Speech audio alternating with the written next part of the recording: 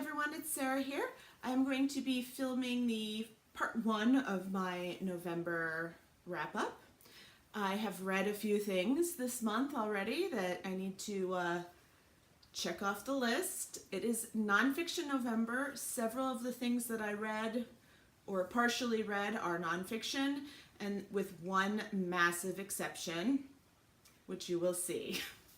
First, I read In a Sunburned Country by Bill Bryson. Actually, I listened to it in audiobook format, and Bill Bryson is a pretty well-known travel writer, I would say. In this book, he goes to Australia, and amid all of the fun stories that he tells, he gives a lot of details about the country. This one was very good. It is only the second book I've listened to by him. I read the one about the Appalachian Trail, which I really enjoyed. This one I also really enjoyed. It kind of made me want to go to Australia, and it kind of made me not want to go to Australia. So, and I think that's kind of what he wanted to accomplish. He started with talking about all the horrible creatures that are there, and you know how all the most poisonous things live in Australia, in case you didn't know. But then he ends at the end where he's very relaxed and loving Australia. So the first half of the book was not as interesting as the second half, but the second half of the book was definitely brightened up by Alan coming, which is his friend, and I love stories that have Alan involved in them because he is a hot mess, let me tell you. And the two of them have a very interesting relationship.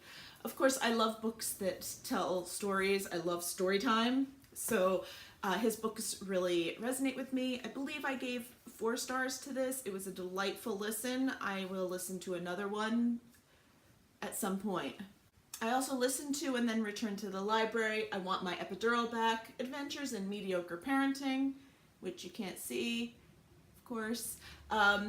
This is by Karen Alpert. And this book was amusing, obviously, because, you know, it's meant to be.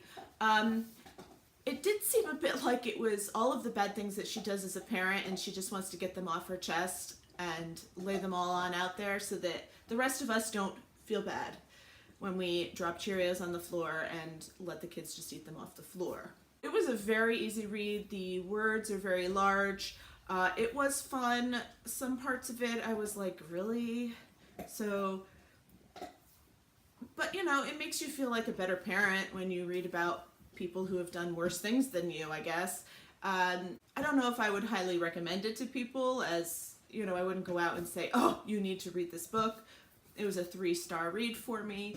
Definitely something enjoyable, trying to get my reading back on track, because North and South put me into like the biggest book hangover ever.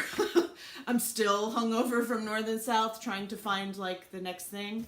But I enjoyed it. It was good, and also nonfiction. So that's 2 nonfiction books read this month. The nonfiction books that I have one that I'm going to DNF, and one that has to go back to the library, and there's a hold on it, so I cannot keep it. That I did not finish, but that I would like to finish.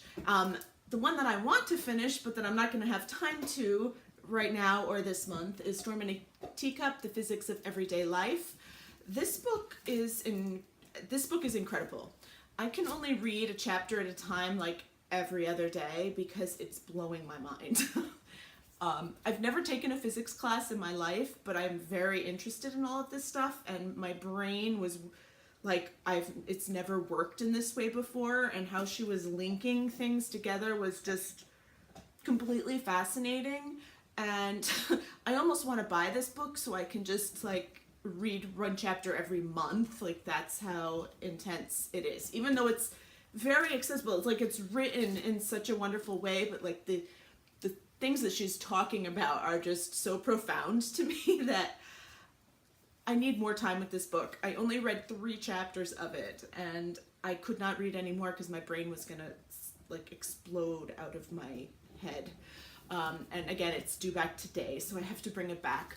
But I'm loving it. So whether I get it from the library at another time or buy the book and continue reading it, I don't know, but I'm going to put it back on my want to read shelf and just mark that I read the first 3 chapters of it, and then go from there, because it's not a DNF as like I'm not going to read it again, because I'm definitely going to pick it up again. The one that I am going to DNF is Wicked Plants, The Weed That Killed Lincoln's Mother and Other Botanical Atrocities by Amy Stewart. I have this on audio, and I mean, I can usually listen to just about anything on audio, but this book is not exactly what I expected it to be.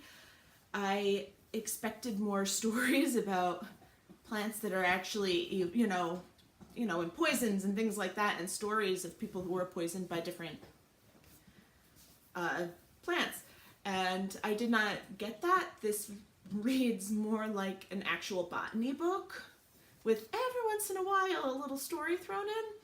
And that's not really what I want. I am not a botanist. Not that I don't like plants, but again, I like stories. So this was not hitting it for me. It is a little bit boring. I listened to the first CD. I don't know how far that is into it, but I am not going to be finishing with this, unfortunately. I don't rate books that I don't finish, so. And it's not its fault that it wasn't what I expected. I went in with expectations of something completely different than it was. The fiction book that I finished so far this month was Outlander by Diana Gabaldon. It happened. I picked up this book. I have a lot to say. I have a lot to say. I might actually review the first couple of books like as an entity once I finish them. I love it and hate it at the same time. So I don't know. We'll see. I'm continuing with it because I'm kind of sucked into it at this point, but I don't necessarily like them. So I gave them 3 stars, this book. But I have a lot more thoughts and things that I want to say that are not really for this video. I am watching the series as well. Currently, I am in the middle of the 2nd book, Dragonfly and Amber. And we will see what happens.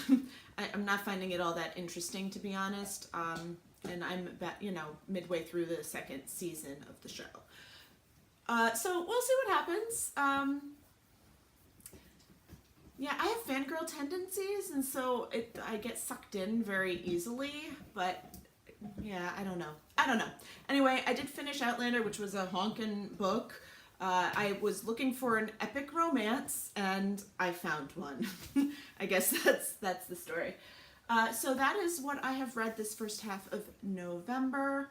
I'm going to put another video up because I don't want any of my videos to be too long.